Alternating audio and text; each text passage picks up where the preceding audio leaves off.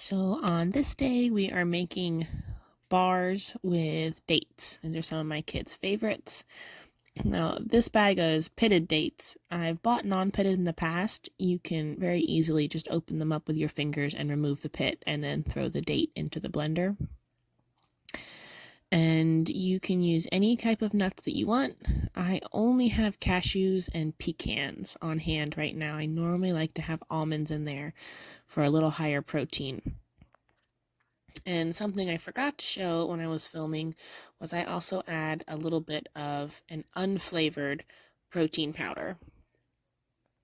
And you want to blend it all up, and I like to really blend it a lot to make sure that my nuts are nice and small because I have very little children and they like them teensy pieces.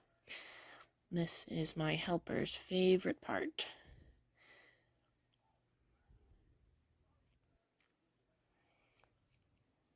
You want to blend it when you add the nuts because you want to check the hydration before you add the cocoa powder. Because if you have a lower hydration, you won't add as much. And if you have a higher hydration, you'll add a little more.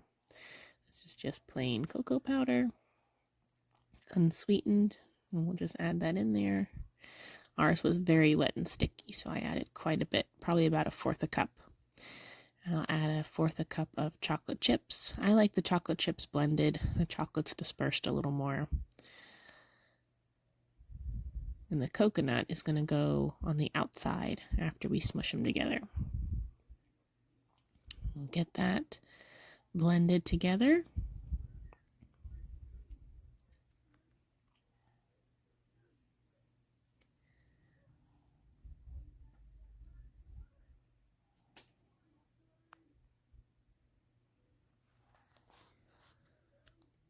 And that is what it looks like, kind of crumbly. So you test it by giving it a good squeeze, and it should stick together really easy.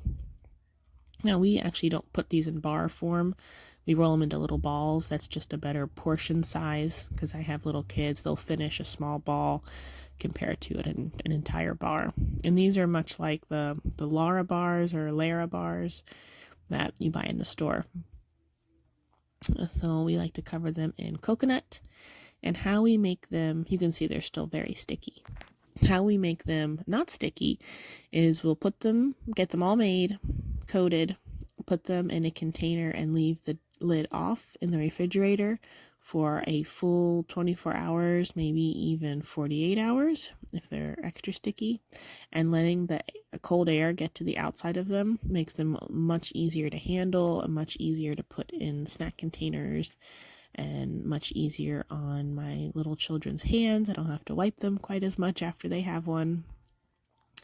So now that our coconut's all covered in chocolate, we are going to put it separate for the next time we make these bars. That way nothing goes to waste. I hope you guys enjoy these when you make them, and thanks for watching.